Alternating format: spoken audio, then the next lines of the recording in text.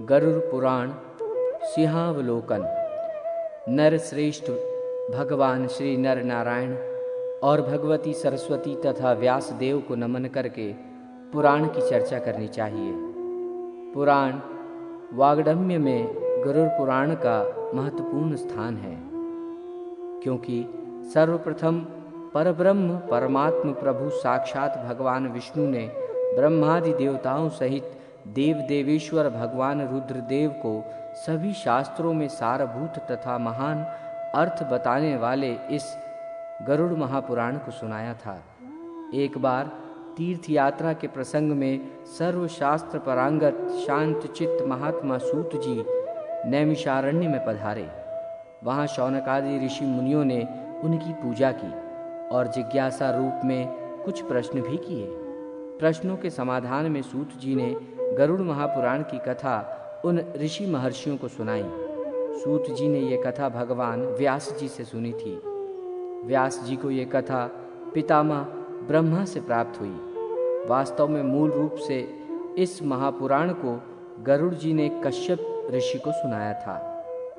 प्राचीन काल में पृथ्वी पर पक्षीराज गरुड़ ने तपस्या के द्वारा भगवान विष्णु की आराधना की, जिससे संतुष्ट होकर प्रभु ने अभिष्ट वर मांगने के लिए कहा।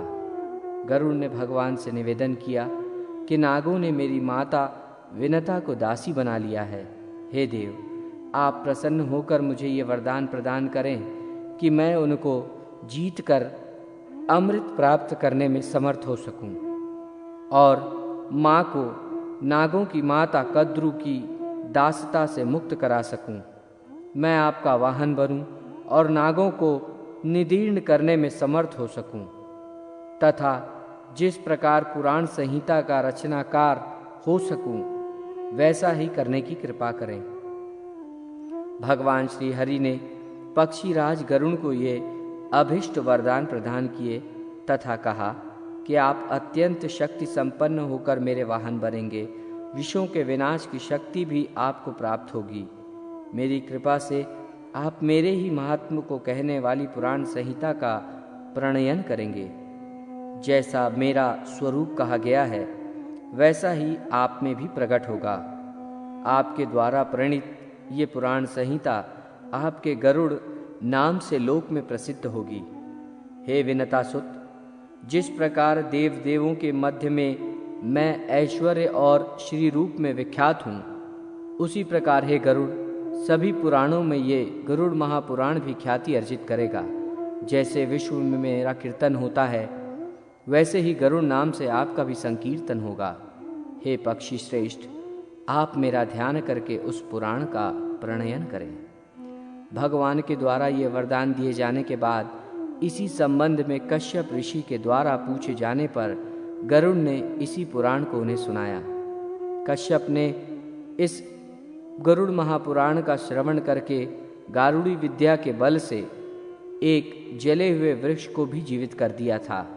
गरुड़ ने स्वयं भी इसी विद्या के द्वारा अनेक प्राणियों को जीवित किया था। इस महापुराण के प्रारंभ में सर्ग वर्णन किया गया है। तदनंतर देवार्चन की विधियां प्रस्तुत की गई है। विष्णु पंजर स्त्रोत कहा गया है, जो जीवों के लिए अत्यंत कल्याणकारी है। इसके बाद भोग और मोक्ष को प्रदान करने वाले ध्यान योग का वर्णन किया गया है। मैं जगत का साक्षी, जगत का नियंता और परमानंद स्वरूप हूँ। जागृत, स्वप्न और सुषुप्ति, इन सभी अवस्थाओं में जगत का साक्षी होते हुए भी मैं इन अवस्थाओं से रहित हूँ। मैं ही तुरीय ब्रह्म और विधाता हूँ। मैं ही दृग्रूप अर्थात समस्त प्रपंच का दृष्टा, दृष्ट एवं दृष्टि हूँ।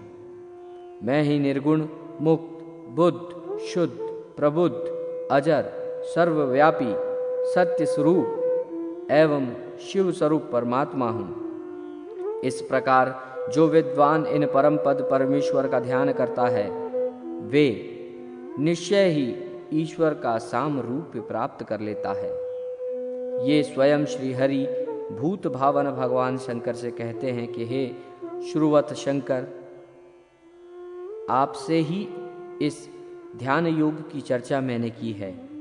जो व्यक्ति सदैव इस ध्यान योग का पाठ मनन चिंतन करता है वो विष्णु लोक को प्राप्त करता है।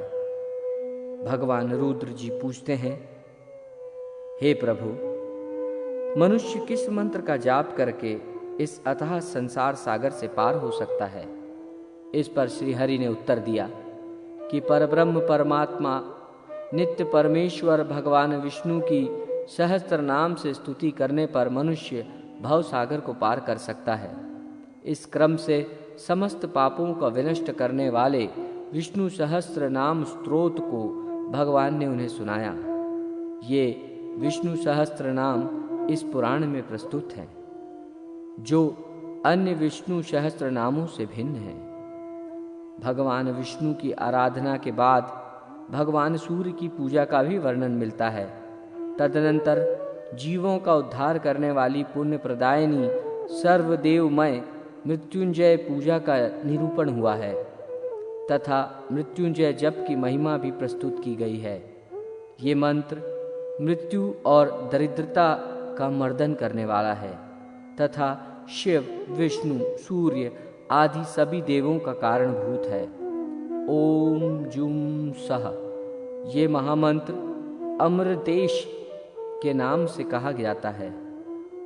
इस मंत्र का जप करने से प्राणी संपूर्ण पापों से छूट जाता है और मृत्यु रहित हो जाता है, अर्थात मृत्यु के समान होने वाले उसके कष्ट दूर हो जाते हैं। भगवान मृत्युंजय श्वेत कमल के ऊपर बैठे हुए वरद हस्त तथा अभय मुद्रा धारण किए रहते हैं। तात्पर्य ये है कि उनके हाथ में एक अभय मुद्रा है और एक हाथ में वरद मुद्रा, दो हाथों में अमृत कलश है। इस रूप में अमृतेश्वर का ध्यान करने के साथ ही भगवान के वामांग में स्थित अमृत भाषिणी अमृता देवी का भी ध्यान करना चाहिए। देवी के दाएं हाथ में कलश और बाएं हाथ में कमल सुशोभित रहता है। इस महापुराण में प्राणेश्वरी विद्या का निरूपण किया गया है। सर्पों के विष हरने के उपाय तथा दुष्ट उपद्रवों को दूर करने के मंत्र दिए गए हैं। पंचवक्त्र पूजन, शिवार्चन विधि, भगवती त्रिपुरा तथा गणेश आदि देवों की पूजा विधि प्रस्तुत की गई है। भोग और मोक्ष प्रदान करने वाली श्री गोपाल की तथा भगवान श्रीधर विष्णु की पूजा का भी वर्णन किया गया है। इसके साथ श्रीधर विष्णु का ध्यान तथा उनकी स्तुति प्रस्तुत की गई है। पंचतत्वार्चन विधि, सुदर्शन चक्र पूजा विधि, भगवान हयग्रीव के पूजन की विधि, देवी दुर्गा का स्वरूप, सूर्य ध्यान तथा माहेश्वरी पूजन विधि प्रस्तुत की गई है। तदनंतर ब्रह्ममूर्ति के ध्यान का निरूपण किया गया है। हृदय कमल की कर्णिका के मध्य विराजमान रहने वाले शंख, चक्र, गदा और कमल से सुशोभित तथा श्रीवत्स, कौस्तुभ मणि, वनमाला एवं लक्ष्मी से विशोभित नित्य शुद्ध ऐश्वर्य संपन्न सत्य परमानंद स्वरूप, आत्म स्वरूप, परब्रह्म तथा परम ज्योति स्वरूप हैं। ऐसे वे परमेश्वर ध्यान के योग्य हैं तथा पूजनीय हैं। मैं भी वही हूँ, ऐसा समझना चाहिए। इस प्रकार आत्मस्वरूप नारायण का यम, नियम इत्यादि योग के साधनों से एकाग्रचित होकर जो ध्यान करता है वो मनोभिलषित इच्छाओं को प्राप्त कर देव स्वरूप हो जाता है।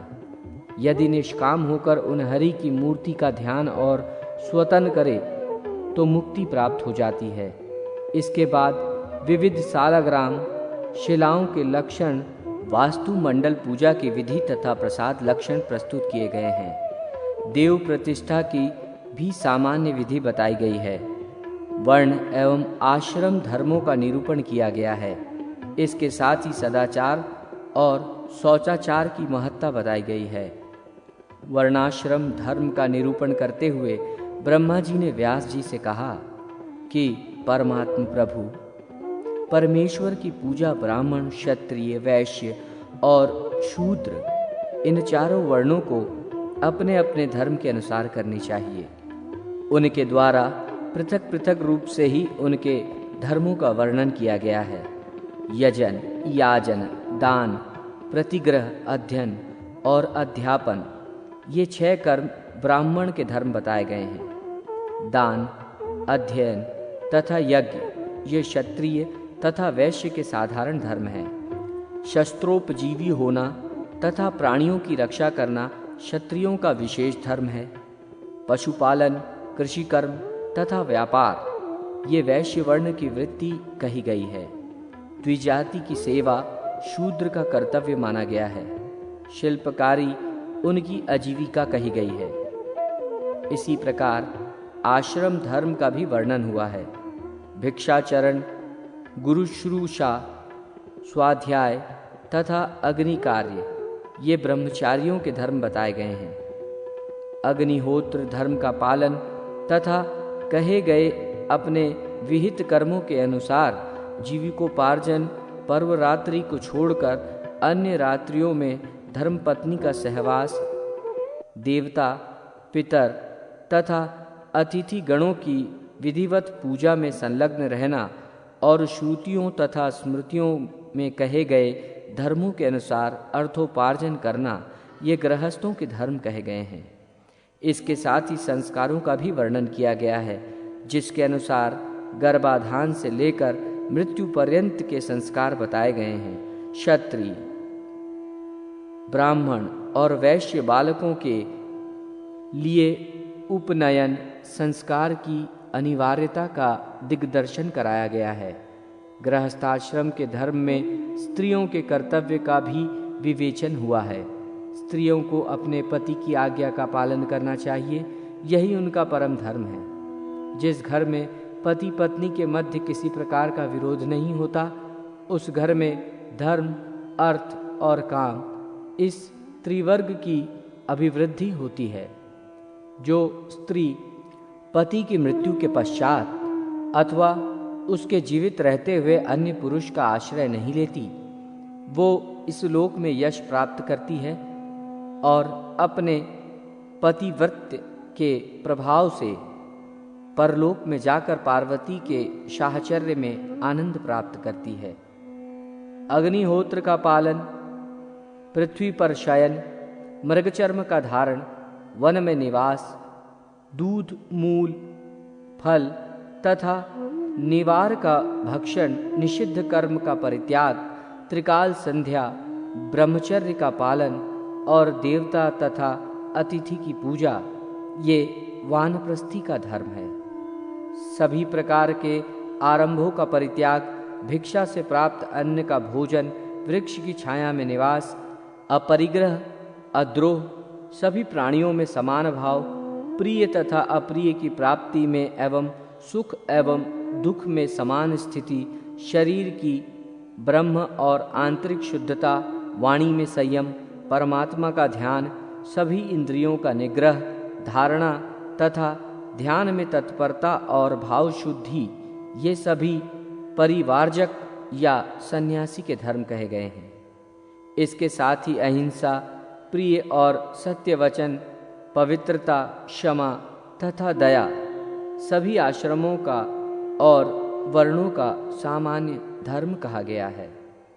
सदाचार और शौचाचार का निरूपण करते हुए सूत जी शौनक आदि ऋषियों से कहते हैं कि श्रुति, वेद और स्मृति धर्मशास्त्र का भली प्रकार से अध्ययन करके श्रुति प्रतिपादित धर्म का पालन करना चाहिए, क्योंकि श्रुति ही सब कर्मों का मूल है।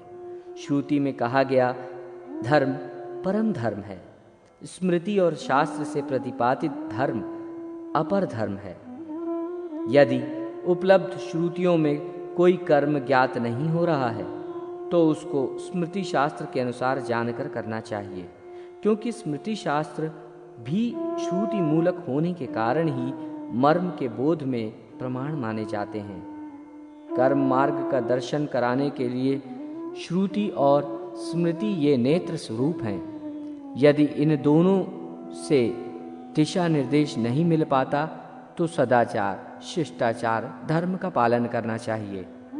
इस प्रकार श्रुति, स्मृति और शिष्टाचार से प्राप्त धर्म ये 3 प्रकार के सनातन धर्म हैं: सत्य, दान, दया, निर्लोभता, विद्या, यज्ञ, पूजा और इंद्रिय दमन।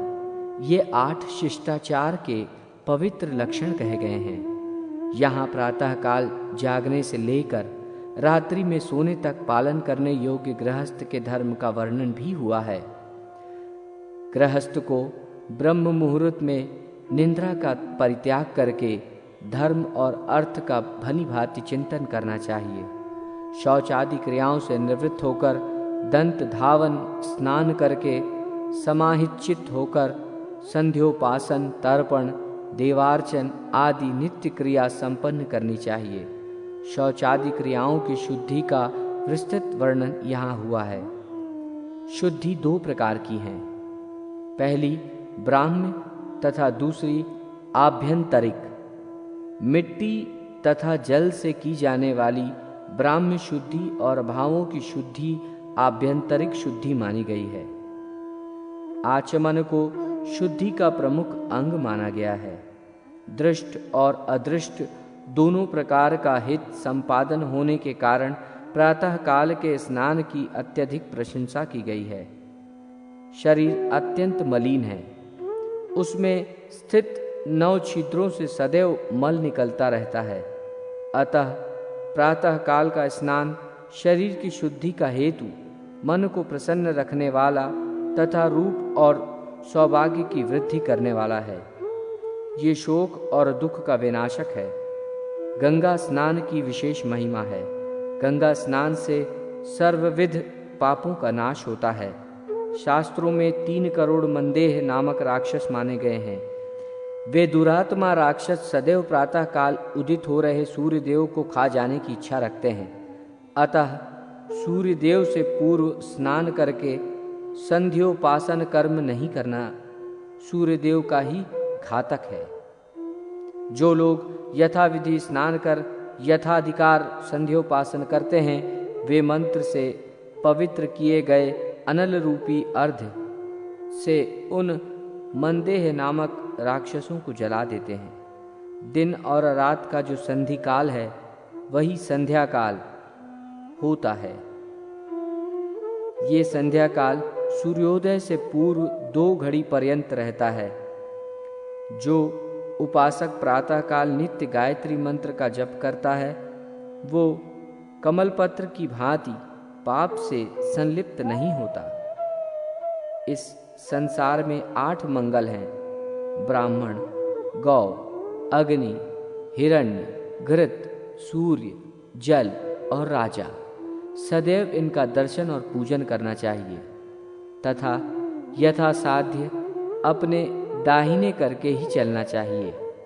माता, पिता, गुरु, भ्राता, प्रजा, दीन, दुखी, आश्रित जन, अभ्यागत, अतिथि और अग्नि, ये पौष्य वर्ग कहे गए हैं। पौष्य वर्ग का भरण पोषण करना स्वर्ग का प्रशस्त साधन है। अतः मनुष्य को पौष्य वर्ग का पालन पोषण प्रयत्न पूर्वक करना चाहिए। इस संसार में उसी व्यक्ति का जीवन श्रेष्ठ है जो बहुतों के जीवन का साधन बनता है, अर्थात बहुतों का पालन पोषण करता है। जो मात्र अपने भरण पोषण में लगे रहते हैं, वे जीवित रहते हुए भी मरे हुए के समान हैं, क्योंकि अपना पेट कुत्ता भी पालता है। व्यवहार में अर्थ का अत्यधिक महत्व है। अर्थ उन्हें ही कहते हैं जो हमारे सभी कार्यों की संपन्नता में अनिवार्य रूप से उपयोगी हों। इसी दृष्टि से सभी रत्नों की निधि पृथ्वी, धान्य, पशु, स्त्रियां आदि अर्थ माने जाते हैं। इस तरह अर्थ का महत्व होने पर भी इसके उपार्जन में संयम आवश्यक है।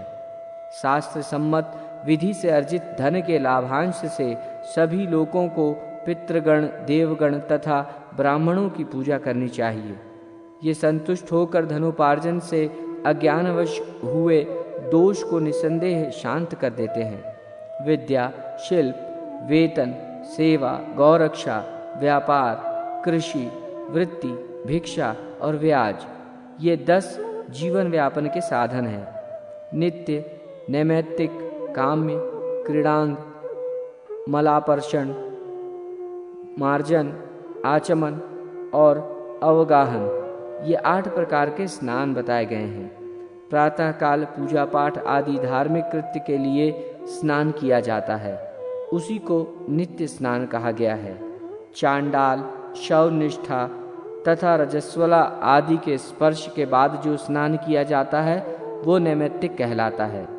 पुष्प आदि नक्षत्रों से जो स्नान किया जाता है उसे काम्य स्नान कहते हैं।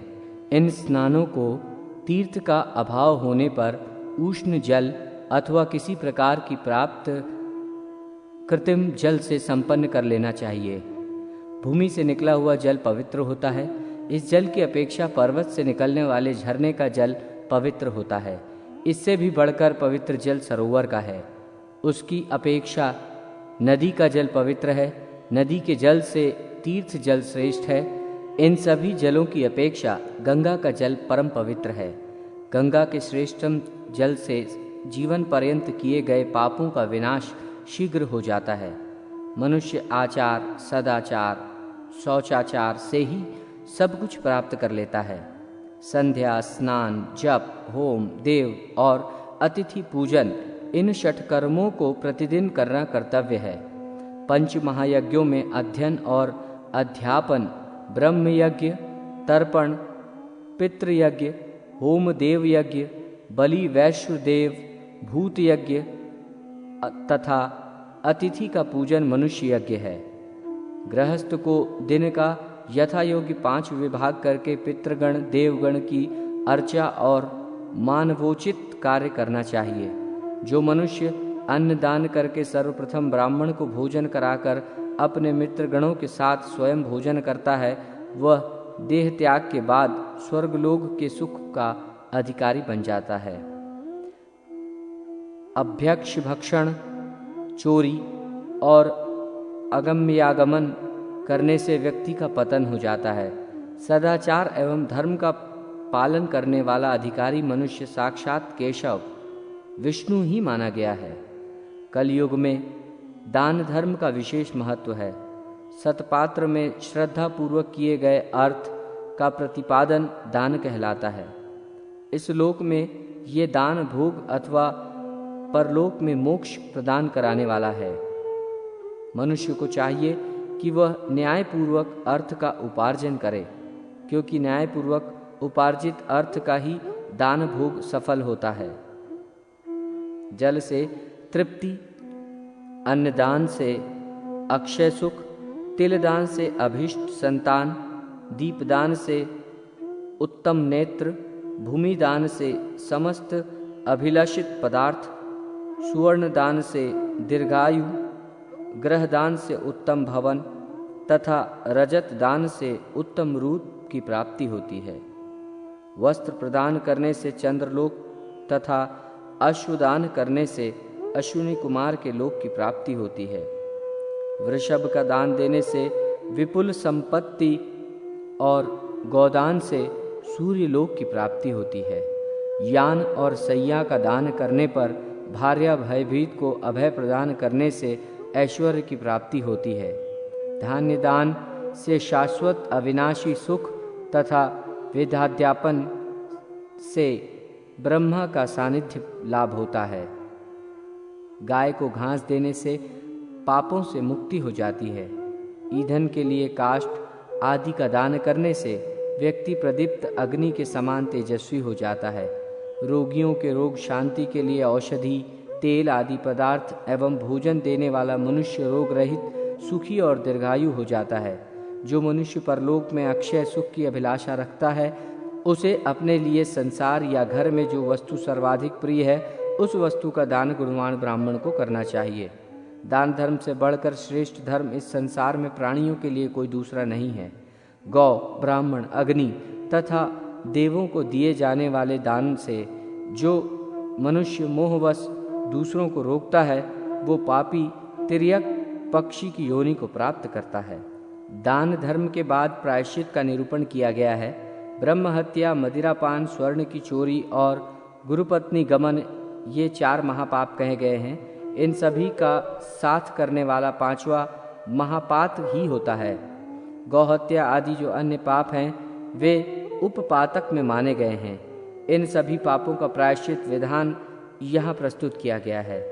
इसके अनंतर भारतवर्ष का वर्णन, तीर्थों का वर्णन और उनकी महिमा प्रस्तुत की गई है। ज्योतिष चक्र में वर्णित नक्षत्र, उनके देवता एवं कतिपय शुभ अशुभ योगों तथा मुहूर्तों का वर्णन, ग्रह दशा, यात्रा, शकुन, छींक का फल, ग्रहों के शुभ एवं अशुभ स्थान तथा उनके अनुसार शुभाशुभ फल विवेचन यहाँ प्रस्तुत है। इसी प्रकार लग्न फल, राशियों के चर स्थित आदि भेद, ग्रहों का स्वभाव तथा 7 वारों में किए जाने वाले प्रशस्त कार्य का भी निरूपण किया गया है। सामुद्रिक शास्त्र के अनुसार स्त्री पुरुष के शुभाशुभ लक्षण, मस्तक एवं हस्तरेखा से आयु का परिज्ञान भी यहाँ कराया गया है। स्वरोदन विज्ञान का निरूपण भी हुआ है।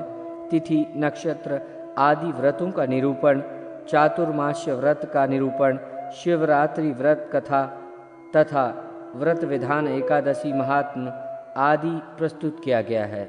इसके अतिरिक्त सूर्यवंश, चंद्रवंश का वर्णन, भविष्य के राजवंश का वर्णन किया गया है। रत्नों के प्रादुर्भाव का आख्यान, वज्र की परीक्षा, पद्मराग, मकरत मणि, इंद्रनील मणि, वैदुर्य मणि, पुष्यराग मणि, वैदुरम मणि, स्फटिक, रुद्राक्ष रत्न, पुलक, ककैर्तन मणि, भीष्मक मणि तथा मुक्ता आदि रत्नों के विविध भेद, लक्षण और परिलक्षण की विधि बताई गई है। गंगा आदि विविध तीर्थों, प्रयाग, वाराणसी, कुरुक्षेत्र, द्वारका, केदार, बद्रिकाश्रम, श्वेतदीप, मायापुरी, हरिद्वार, नैमिषारण्य, पुष्कर, अयोध्या, चित्रकूट, कांजीपुरी, तुंगभद्रा, श्रीशैल, सेतुबंध, रामेश्वर, अमरकंटक, उज्जैनी, मथुरापुरी आदि स्थानों को महातीर्थ कहा गया है। इन पवित्र तीर्थ स्थलों में किया गया स्नान, दान, जप, पूजा, श्राद्ध तथा पिंडदान आदि अक्षय होता है। गया तीर्थ का महात्म तथा गया क्षेत्र में श्रद्धादि करने का फल सविस्तार समारोह पूर्वक यहाँ प्रस्तुत हुआ है। गए नामक असुर की उत्कट तपस्या से संतप्त देवगणों की प्रार्थना पर भगवान विष्णु की गदा से वो असुर मारा गया। उस गयासुर के नाम पर ही गया तीर्थ प्रसिद्ध हुआ। यहाँ गदाधर भगवान विष्णु मुख्य देव के रूप में उपस्थित हैं। गया में श्राद्ध करने से पंच महापापों की निवृत्ति तो होती ही है, इसके साथ ही अन्य संपूर्ण पापों का भी विनाश होता है।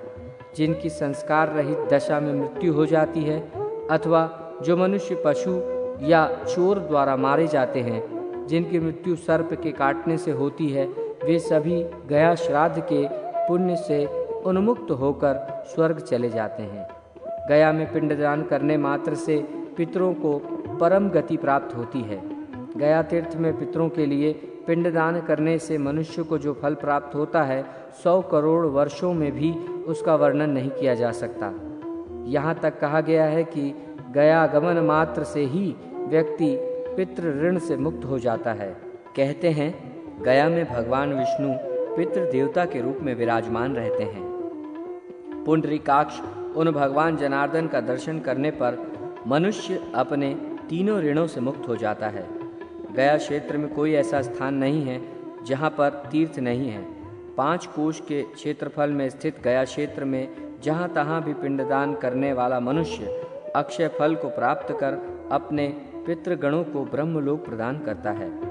प्राचीन काल में रुचि नामक प्रजापति संसार के माया मोह को छोड़कर गृहस्थादिक आश्रमों के नियमों से रहित हो इधर उधर निहंकार भाव से अकेले ही विचरण करने लगे। ये देखकर उनके पितृजनों ने उन्हें गृहस्थाश्रम की महिमा बताते हुए पानी ग्रहण संस्कार को स्वर्ग एवं मोक्ष प्राप्ति का हेतु बताया, क्योंकि गृहस्थ समस्त देवताओं, पितरों, ऋषियों और याचकों की पूजा करके उत्तम लोक को प्राप्त करता है। रुचि ने भी पितरों से अपनी शंकाएं प्रस्तुत की। इसका पितरों ने समुचित उत्तर देते हुए गृहस्थाश्रम के धर्म पालन के लिए रुचि से आग्रह किया। रुचि भी दुविधा में आ गए और उन्होंने तपस्या द्वारा ब्रह्मा को प्रसन्न किया। ब्रह्मा के निर्देश से ऋषि रुचि ने नदी के एकांत तट पर पितरों का तर्पण कर उन्हें संतृप्त किया और पितरों की स्तुतियों से आराधना की।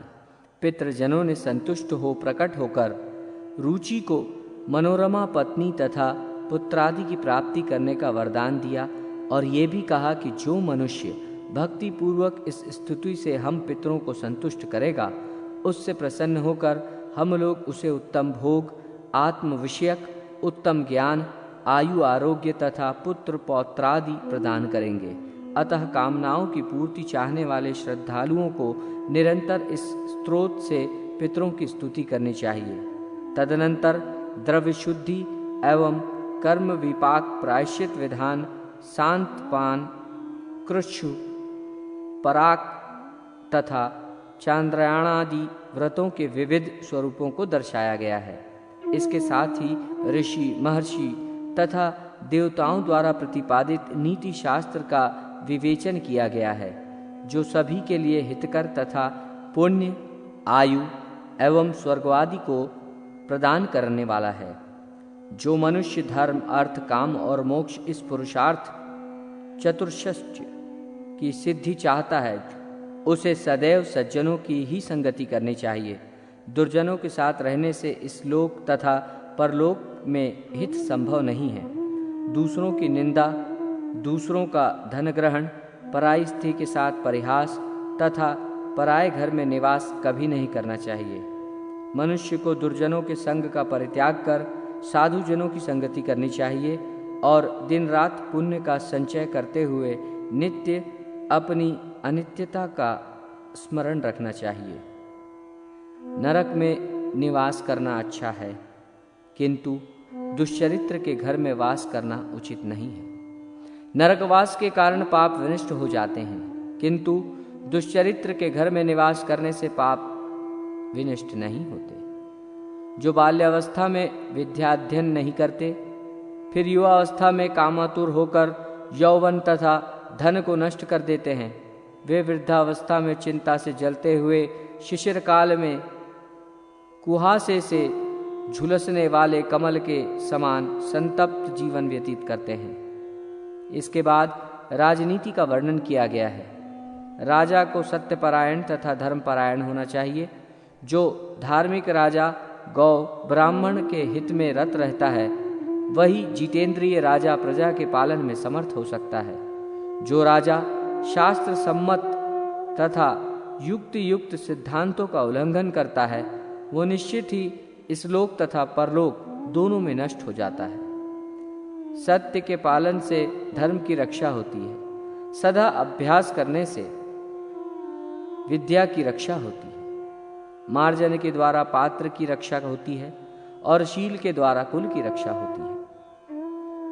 सत्य पालन रूपी सुचिता, मन शुद्धि, इंद्रिय निग्रह, सभी प्राणियों में दया और जल के प्रक्षालन, ये 5 प्रकार के शौच माने गए हैं। जिसमें सत्य पालन की शुचिता है, उसके लिए स्वर्ग की प्राप्ति दुर्लभ नहीं है। जो मनुष्य सत्य संभाषण ही करता है, वो अश्वमेध यज्ञ करने वाले व्यक्ति से बढ़कर है।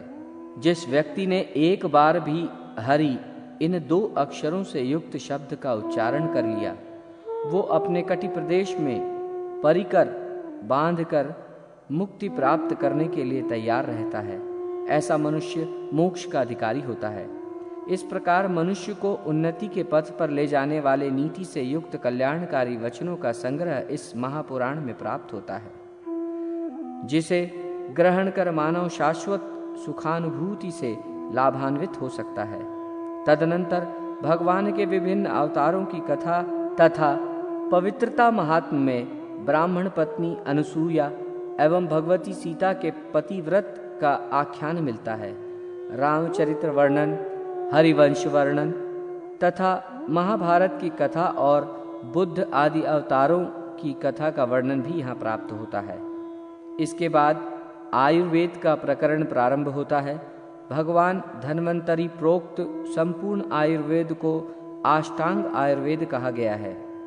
ये अर्थवेद का उपवेद है। शारीरिक, मानसिक तथा आगंतुक इस प्रकार से व्याधियां 3 प्रकार की कही गई हैं।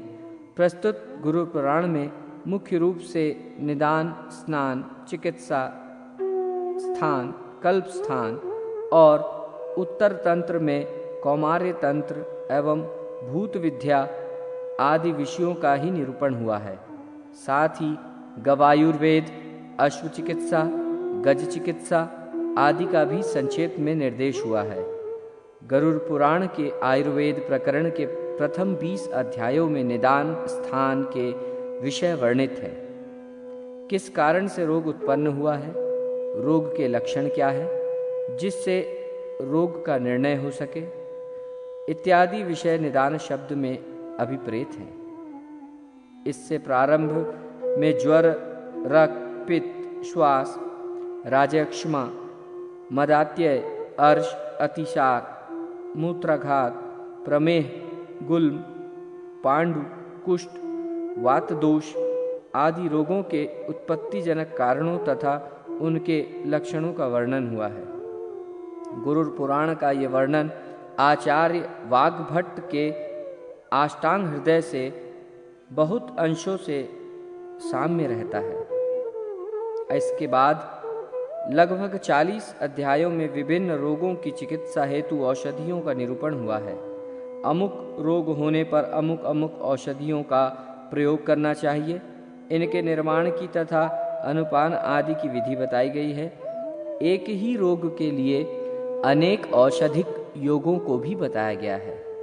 आयुर्वेद की औषधियों और वनस्पतियों का वर्णन जो भगवान श्री हरि ने शिव जी से किया था, उसे सुनाने के बाद सूत जी ने शौनकादि ऋषियों को कुमार अर्थात भगवान स्कंद के द्वारा कात्यायन से कहे गए व्याकरण शास्त्र को सुनाया। ये व्याकरण सिद्ध शब्दों के ज्ञान एवं बालकों की व्युत्पत्ति प्रक्रिया को बढ़ाने में सहायक है। इसके अनंतर सूत जी ने अल्प बुद्धि वालों के लिए विशिष्ट बुद्धि की प्राप्ति हेतु मात्रा और वर्ण के भेद के अनुसार छंद विधान को प्रस्तुत किया है। कर्म विपाक का वर्णन, जगत सृष्टि और प्रलय आदि की चक्र गति को जानने वाले विद्वान यदि आध्यात्मिक, आदि दैविक और आदि भौतिक इन 3 सांसारिक तापों को जानकर ज्ञान और वैराग्य का मार्ग स्वीकार कर लेते हैं तो आत्यांतिक लय मोक्ष को प्राप्त करते हैं। सूत जी कर्म विपाक का वर्णन करते हुए कहते हैं कि जीव पाप कर्म करने के कारण नरक लोक में जाता है और पुण्य कर्म के कारण स्वर्ग में। अपने उन पाप पुण्यों के प्रभाव से नरक तथा स्वर्ग में गया प्राणी पुनः नरक और स्वर्ग से लौटकर स्त्रियों के गर्भ में जाता है। गर्भ में विकसित होता हुआ वो जीव 9 मास तक अधोमुख स्थित रहकर 10वें मास में जन्म लेता है। ये जीव बाल्यावस्था, कौमारावस्था, युवावस्था तथा वृद्धावस्था को प्राप्त करता है। इसके बाद पुनः मृत्यु को प्राप्त हो जाता है। इस प्रकार ये जीव इस संसार चक्र में घटी यंत्र के समान घूमता रहता है। जीव नरक भोग करने के पश्चात पाप योनियों में जन्म लेता है। यहाँ पाप योनियों का वर्णन सविस्तार किया गया है। मित्र का अपमान करने वाला गधे की योनि में जन्म लेता है। माता पिता को कष्ट पहुँचाने वाले प्राणी को कछुए की योनि में जाना पड़ता है। जो मनुष्य अपने स्वामी का विश्वसनीय बनकर उसको छल कर जीवन यापन करता है, वो व्यामोह में फंसे बंदर की योनि में जाता है। धरोहर रूप में अपने पास रखे हुए पराये धन का अपहरण करने वाला व्यक्ति नरकगामी होता है। नरक से निकलने के बाद वो कृमि योनि में जन्म लेता है। जो मनुष्य विश्वासघाती होता है वो मत्स्य योनि में उत्पन्न होता है। यज्ञ, दान तथा विवाहादि में विघ्न डालने वाले मनुष्य को कृमि योनि प्राप्त होती है। देवता, पितर, ब्राह्मणों को बिना भोजन आदि दिए जो मनुष्य अन्न ग्रहण कर लेता है वो नरक को जाता है। वहाँ से मुक्त होकर वो काक योनि को प्राप्त करता है। कृतघ्न व्यक्ति कृमि, कीट, पतंग आदि बिच्छू की योनियों में भ्रमण करता है। दूसरों की निंदा करना कृतघ्नता दूसरों की मर्यादा को नष्ट करना, निष्ठुरता, अत्यंत घृणित व्यवहार में अभिरुचि, पर स्त्री के साथ सहवास करना, पराय धन का अपहरण करना, अपवित्र रहना, देवों की निंदा, मर्यादा के बंधन को तोड़कर अशिष्ट व्यवहार करना, कृपणता तथा मनुष्यों का हनन, ये सब नरक भोगकर जन्म लिए हुए मनुष्यों का लक्षण कहा गया है। प्राणियों के प्रति दया, सद्भावपूर्ण वार्तालाप, परलोक के लिए सात्विक अनुष्ठान, सत्कार्यों का निष्पादन, सत्धर्म का पालन, दूसरों का हितचिंतन, भक्ति की साधना और वेदों में प्रामाण्य बुद्धि, गुरु देवर्षि और सिद्धीर्षियों की सेवा, साधुजनों द्वारा बताए गए नियमों का पालन, सत्य क्रियाओं का अनुष्ठान तथा प्राणियों के साथ मैत्री भाव, ये स्वर्ग से आए मनुष्यों के लक्षण हैं। जो मनुष्य योग शास्त्र द्वारा बताए गए यम नियम आदि अष्टायोग के साधन से सत्य ज्ञान को प्राप्त करता है, वो आत्यंतिक फल मोक्ष का अधिकारी बन जाता है। महायोग का वर्णन। सूत जी ने यहाँ समस्त अंगों सहित महायोग का वर्णन किया है। ये महायोग मनुष्यों को भोग और मोक्ष प्रदान करने में श्रेष्ठतम साधन है। महामति, भगवान दत्तात्रेय ने राजा अलर्क से कहा था, हे राजन, ममता ही दुख का मूल है और ममता का परित्याग ही दुख से निवृत्ति का उपाय है। अहंकार अज्ञान रूपी महातरु का अंकुर है। पाप मूलक आपातमरणीय सुख शांति के लिए ये अज्ञान रूपी महातरु पैदा हुआ है।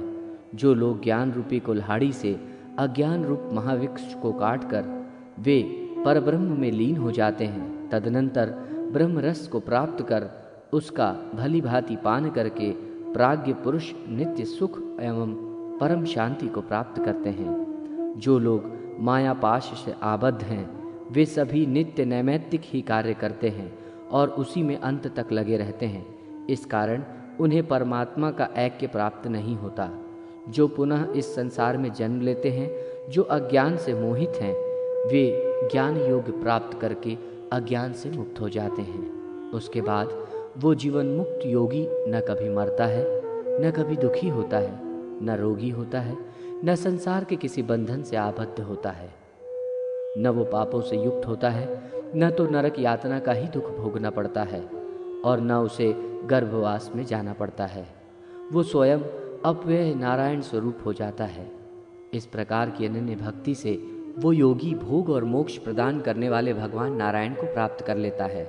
ध्यान, पूजा, जप, स्तोत्र, व्रत, यज्ञ और दान के नियमों का पालन करने से मनुष्य के चित्त की शुद्धि होती है। चित्त शुद्धि से ज्ञान प्राप्त होता है तथा इससे जन्म मरण के बंधन से मुक्ति भी मिलती है। भगवती का निरूपण। सूत जी भगवती का निरूपण करते हुए कहते हैं कि प्रभु भक्ति से जितना संतुष्ट होते हैं उतना किसी अन्य साधन से नहीं। भगवान हरि का निरंतर स्मरण करना मनुष्यों के लिए महान श्रेय का मूल है। ये पुण्यों की उत्पत्ति का साधन है और जीवन का मधुर फल है। इसलिए विद्वानों ने प्रभु की सेवा को भक्ति का बहुत बड़ा साधन कहा है। भगवान त्रिलोकीनाथ विष्णु के नाम तथा गुणों के कीर्तन में तन्मय होकर जो प्रसन्नता के आंसू बहाते हैं, रोमांचित होकर गदगद हो उठते हैं, वे भी उनके भक्त हैं। इस संसार में वही श्रेष्ठ हैं, वही ऐश्वर्य से संपन्न है और वही मोक्ष को प्राप्त करता है। जो भगवान हरि की भक्ति में तन्मय रहता है, यदि कोई भगवत भक्त चांडाल जाति का है तो वो भी अपनी पवित्र भक्ति की महिमा से सबको पवित्र कर देता है। हे नाथ, आप मुझ पर दया करो, मैं आपकी शरण में आया हूँ। ऐसा जो प्राणी कहता है उसको भगवान हरि अभय कर देते हैं। किसी से भी उसको भय नहीं होता। ये भगवान की प्रतिज्ञा है। जिन मनुष्यों का मन हरि भक्ति में रमा हुआ है उनके सभी प्रकार के पापों का विनाश निश्चित है।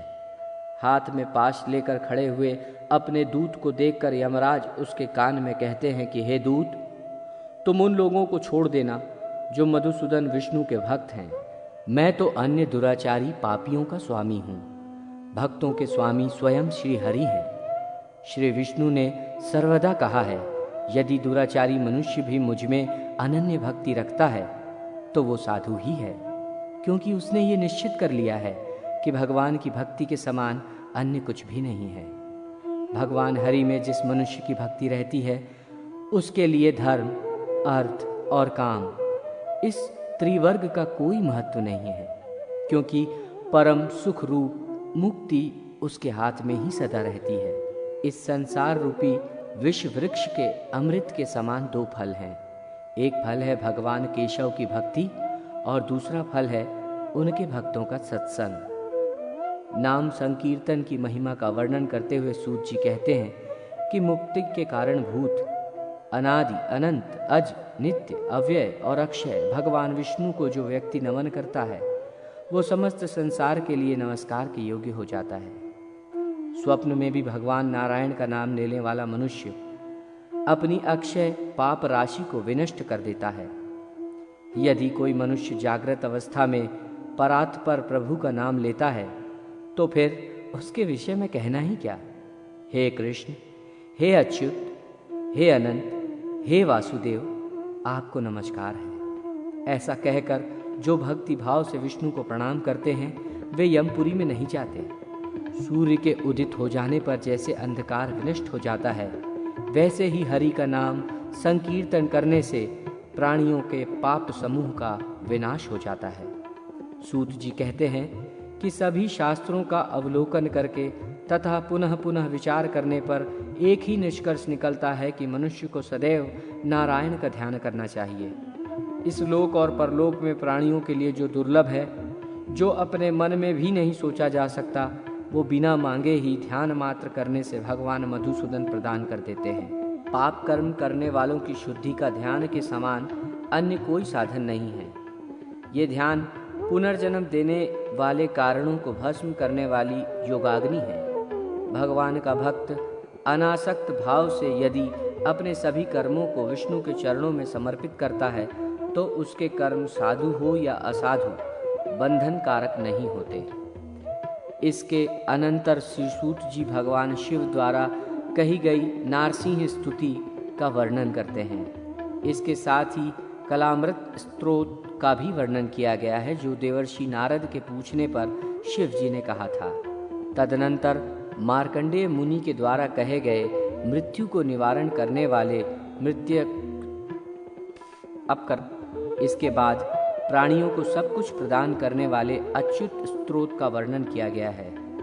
ये स्तोत्र देवर्षि नारद के पूछने पर ब्रह्मा जी ने कहा था।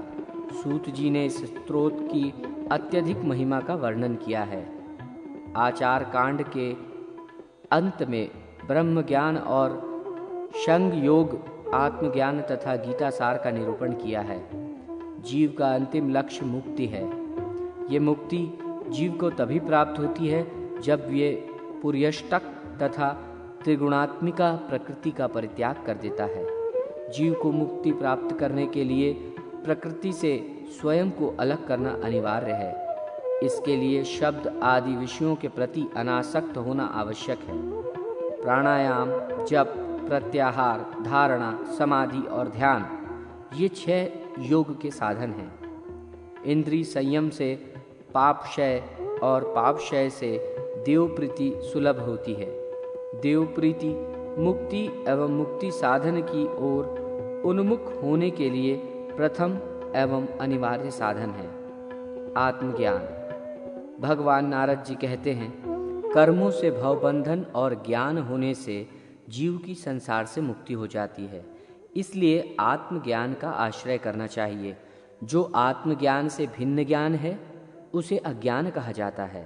जब हृदय में स्थित सभी कामनाएं समाप्त हो जाती हैं तब जीव निसंदेह जीवन काल में ही अमृत प्राप्त कर लेता है। वस्तु मात्र का सार ब्रह्म ही है।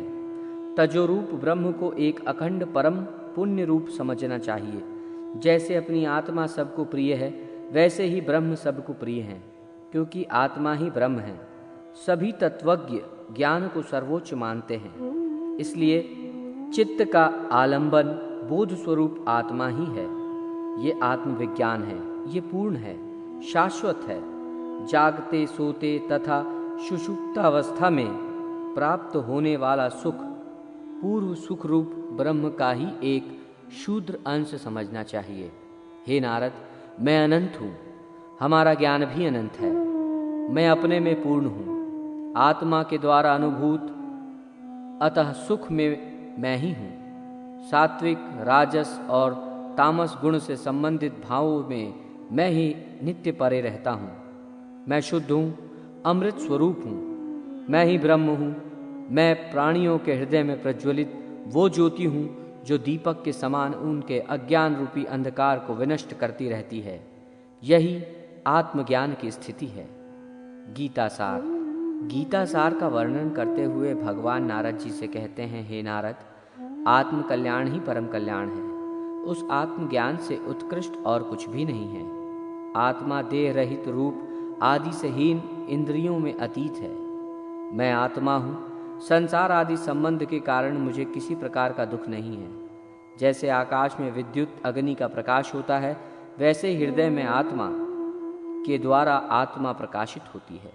यम, नियम, आसन, प्राणायाम, प्रत्याहार, ध्यान, धारणा और समाधि, ये अष्टांग योग मुक्ति के लिए कहा गया है। शरीर, मन और वाणी को सदा सभी प्राणियों की हिंसा से निवृत्त रखना चाहिए, क्योंकि अहिंसा ही परम धर्म है और उसी से परम सुख मिलता है। सदा सत्य और प्रिय वचन बोलना चाहिए, कभी भी अप्रिय सत्य नहीं बोलना चाहिए। प्रिय मिथ्या वचन भी नहीं बोलना चाहिए। चोरी से या बलपूर्वक दूसरे के द्रव्य का अपहरण करना स्तेय है। स्तेय कार्य चोरी कभी भी नहीं करनी चाहिए, क्योंकि अस्तेय चोरी न करना ही धर्म का साधन है। आपत्ति काल में भी इच्छा पूर्वक द्रव्य का ग्रहण न करना ही अपरिग्रह है। यदीक्षा लाभ तथा अनायास प्राप्ति से संतुष्ट होना ही संतोष है। ये संतोष ही सभी प्रकार के सुख का साधन है। मन और इंद्रियों की जो एकाग्रता है वही परम तप है। कर्म, मन और वाणी से हरि की स्तुति, नाम स्मरण, पूजा आदि कार्य और हरि के प्रति निश्चला भक्ति को ही ईश्वर का चिंतन कहा जाता है। अपने शरीरगत वायु का नाम प्राण है। उस वायु के निरोध को प्राणायाम कहा जाता है। इंद्रियां असत चरणों में विचरण करती है, उनको विषयों से निवृत्त करना चाहिए। मूर्त और अमूर्त ब्रह्म चिंतन को ध्यान कहा जाता है। योगारंभ के समय मूर्तिमान और अमृत रूप में हरि का ध्यान करना चाहिए। तजोमंडल के मध्य में शंख, चक्र, गदा तथा पद्मधारी चतुर्भुज कौस्तुभ चिन्ह से विशुभित वनमाला वायु स्वरूप जो ब्रह्म से अधिष्ठित हैं, मैं वही हूँ। इस प्रकार मन का लय करके परमात्म प्रभु को धारण करना ही धारणा है।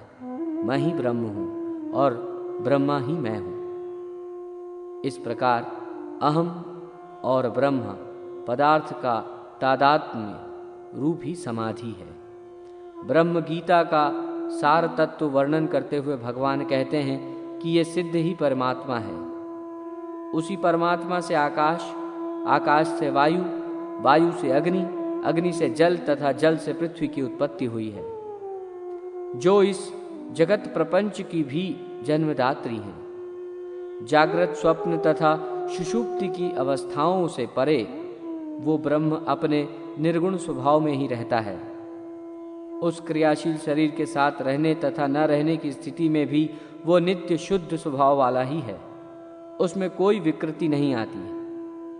मुमुक्षु के अंतःकरण के कैवल्य अर्थात उस परमात्मा के साक्षात्कार की अवस्था आ जाती है। अतः मोक्षार्थी को उस स्थिति में जीवात्मा के विषय में विचार कर उसको शरीर से पृथक समझना चाहिए, क्योंकि आत्मतत्व को शरीर से अतिरिक्त न मानने पर ब्रह्म तत्व से साक्षात्कार करने में अनेक बाधाएं आती हैं। अतः उन बाधाओं को दूर करना अपेक्षित है। ब्रह्म को नित्य शुद्ध, बुद्ध, सत्य तथा अद्वैत कहा जाता है।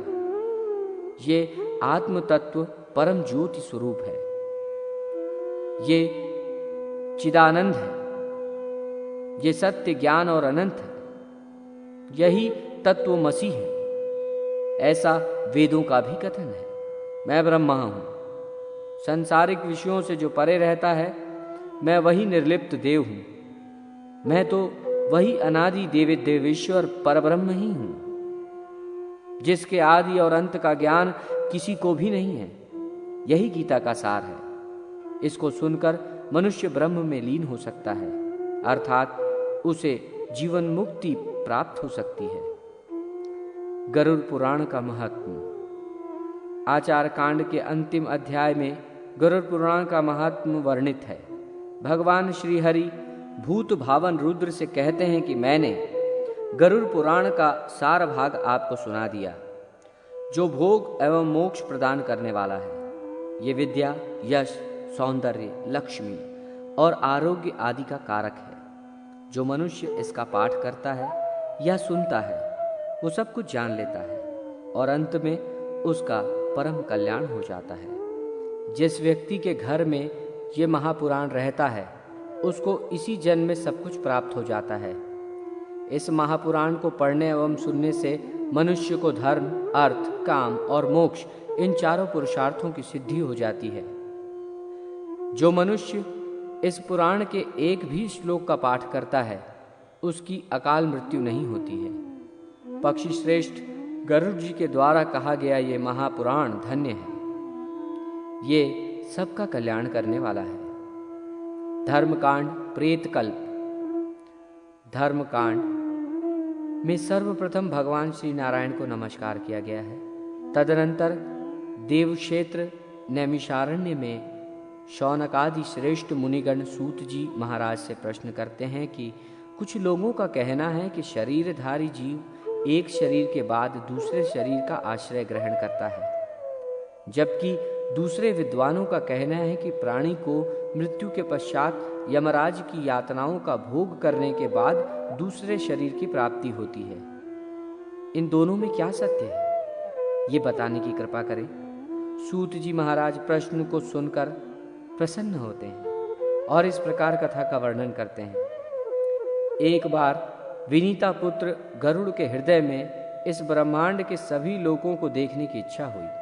अतः हरि नाम का उच्चारण करते हुए उन्होंने पाताल, पृथ्वी तथा स्वर्ग आदि सभी लोगों का भ्रमण किया। पृथ्वीलोक के दुख से अत्यंत दुखित एवं अशांत चित्त होकर वे पुनः वैकुंठ लोक वापस आ गए।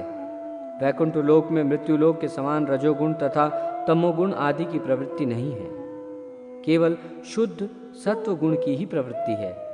वहाँ राग, द्वेष आदि षड्विकार भी नहीं है। किसी का वहाँ विनाश नहीं होता। वहाँ भगवान के मनोहारी सुंदर पार्षद उपस्थित हैं। गरुड़ जी ने देखा कि हरि झूले पर विराजमान हैं। भगवान हरि का दर्शन करने से विनतासुत गरुड़ का हृदय आनंद विभोर हो उठा। आनंद मग्न होकर उन्होंने प्रभु को प्रणाम करते हुए कहा, भगवान, आपकी कृपा से त्रिलोक का परिभ्रमण मैंने कर लिया। यमलोक को छोड़कर पृथ्वीलोक से सत्यलोक तक सब कुछ मेरे द्वारा देखा जा चुका है। सभी लोकों की अपेक्षा पृथ्वीलोक प्राणियों से अधिक परिपूर्ण है। सभी योनियों में मानव योनि ही भोग और मोक्ष का शुभ आश्रय है। अतः सुकृतियों के लिए ऐसा लोक न तो अभी तक बना है और न भविष्य में बनेगा। देवता लोग भी इस लोक की प्रशंसा में गीत गाते हुए कहते हैं कि जो लोग पवित्र भारत भूमि में जन्म लेकर निवास करते हैं वे धन्य हैं। सुरगण भी स्वर्ग एवं अपवर्ग रूप फल की प्राप्ति के लिए पुनः भारत भूमि में मनुष्य रूप में जन्म लेने की इच्छा करते हैं। गरुड़ जी पूछते हैं, हे प्रभु, आप ये बताने की कृपा करें कि मरणासन्न व्यक्ति किस कारण पृथ्वी पर सुलाया जाता है? उसके मुख में पंचरत्न क्यों डाला जाता है? उसके नीचे कुश और तिल क्यों बिछाए जाते हैं? हे केशव, मृत्यु के समय विविध वस्तुओं का दान एवं गौदान, अष्ट महादान किस लिए किया जाता है?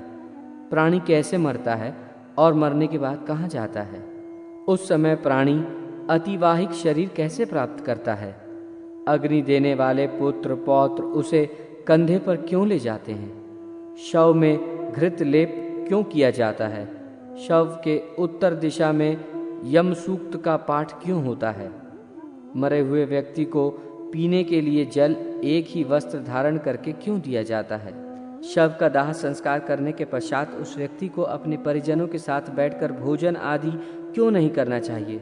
मृत व्यक्ति के पुत्र 10वें दिन के पहले किस लिए 9 पिंडों का दान देते हैं? शव का दाह संस्कार तथा उसके अनंतर जल तर्पण की क्रिया क्यों की जाती है?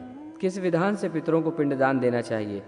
उस पिंड को स्वीकार करने के लिए उनका आवाहन कैसे किया जाता है? दाह संस्कार के बाद अस्थि संचयन और घट फोड़ने का विधान क्यों है? 10वें दिन सभी परिजनों के साथ शुद्धि के लिए स्नान तथा पिंडदान क्यों करना चाहिए? एकादशाह को वर्षोत्सर्ग आदि के सहित पिंडदान करने का प्रयोजन क्या है? 13वें दिन पददान आदि क्यों किया जाता है? वर्ष पर्यंत 16 श्राद्ध क्यों किए जाते हैं? हे प्रभु, मनुष्य का ये शरीर अनित्य है और समय आने पर ही वो मरता है, किंतु मैं उस छिद्र को नहीं देख पाता हूँ जिससे जीव निकल जाता है। प्राणी अपने जीवन काल में पुण्य और पाप जो भी करता है, नाना प्रकार के दान करता है, वे सब शरीर के नष्ट हो जाने पर उसके साथ कैसे चले जाते हैं? मरे हुए प्राणी के लिए सपिंडीकरण क्यों होता है? इस कृत्य में प्रेत पिंडी का मिलन किसके साथ किस विधि से होना चाहिए, इसे आप बताने की कृपा करें। जो मनुष्य पापी, दुराचारी अथवा हतबुद्धि है, मरने के बाद वे किस स्थिति को प्राप्त करते हैं? जो पुरुष आत्मघाती, ब्रह्म हत्यारा, स्वर्ण आदि की चोरी करने वाला, मित्रादि के साथ विश्वासघात करने वाला है, उस महापातकी का क्या होता है? हे माधव, यदि शूद्र प्रणव महामंत्र का जप करता है तथा ब्रह्मसूत्र अर्थात यज्ञोपवीत को धारण करता है, तो मृत्यु के बाद उसकी क्या गति होती है? गरुड़ जी कहते हैं कि हे विश्वात्मन, मैंने कौतूहलवश संपूर्ण जगत का भ्रमण किया है। उसमें रहने वाले लोगों को मैंने देखा है कि वे सब दुख में ही डूबे रहते हैं। उनके अनंत कष्टों को देखकर मेरा अंतःकरण पीड़ा से भर गया। स्वर्ग में दैत्यों की शत्रुता से भय है, पृथ्वीलोक में मृत्यु और रोग आदि से तथा अभिष्ट वस्तु से वियोग से लोग दुखी हैं। पाताल लोक में रहने वाले प्राणियों, नाग आदि को मेरे से भय दुख बना रहता है। हे प्रभु, आपके इस बैकुंठ धाम के अतिरिक्त अन्यत्र किसी भी लोक में ऐसी निर्भयता नहीं दिखाई देती। काल के वशीभूत इस जगत की स्थिति स्वप्न की माया के समान असत्य है। उसमें भी इस भारतवर्ष में रहने वाले लोग बहुत से दुखों को भोग रहे हैं। मैंने देखा है कि उस देश के मनुष्य राग, द्वेष तथा मोह आदि के आकंठ में डूबे हुए हैं। इस देश में कुछ लोग अंधे हैं, कुछ टेढ़ी दृष्टि वाले हैं, कुछ दृष्टवाणी वाले हैं, कुछ लूले हैं, कुछ लंगड़े हैं, कुछ काणे हैं, कुछ बहरे हैं, कुछ गूंगे हैं, कुछ कोड़ी हैं, कुछ अधिक रोम वाले हैं, कुछ नाना रोम से घिरे हैं, कुछ आकाश कुसुम की तरह नितांत मिथ्याभिमान से चूर हैं। उनके विचित्र दोषों को तथा उनकी मृत्यु को देखकर मेरे मन में जिज्ञासा उत्पन्न हो गई कि ये मृत्यु क्या है? इस भारतवर्ष में ये कैसी विचित्रता है? ऋषियों से मैंने पहले ही इस विषय में सामान्यतः यह सुन रखा है कि जिसकी विधि पूर्वक वार्षिक क्रियाएं नहीं होती है, उसकी दुर्गति होती है। फिर भी प्रभु, इसकी विशेष जानकारी के लिए मैं आपसे पूछ रहा हूं। हे उपेंद्र, मनुष्य की मृत्यु के समय उसके कल्याण के लिए क्या करना चाहिए? कैसा दान देना चाहिए? मृत्यु और शमशान भूमि तक पहुंचने की कौन सी विधि अपेक्षित है? चिता में शव को जलाने की क्या विधि है? तत्काल अथवा विलंब से उस जीव को कैसे दूसरी देह प्राप्त होती है? यमलोक को जाने वाले के लिए वर्ष पर्यंत कौन सी क्रियाएं करनी चाहिए? दुर्बुद्धि अर्थात दुराचारी व्यक्ति की मृत्यु होने पर उसका प्रायश्चित क्या है? पंचकादि में मृत्यु होने पर पंचक शांति के लिए क्या करना चाहिए? हे देव, आप मेरे ऊपर प्रसन्न हो। आप मेरे इस संपूर्ण भ्रम को विनष्ट करने में समर्थ हैं। मैंने आपसे ये सब लोक मंगल की कामना से पूछा है, मुझे बताने की कृपा करें।